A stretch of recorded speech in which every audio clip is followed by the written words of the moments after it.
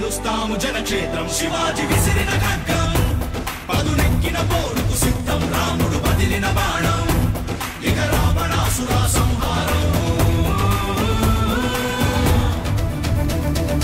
కరీంనగర్ తన గడ్డ యుద్ధం కనిపెంచిన బిడ్డ ప్రతి గుండె తన అడ్డ చెలగాటమాడొద్దు బిడ్డ రాయిని రాయితో కొట్టగా అర పుట్టుకు వచ్చే నిప్పులా రావణ లంకను కాల్చగా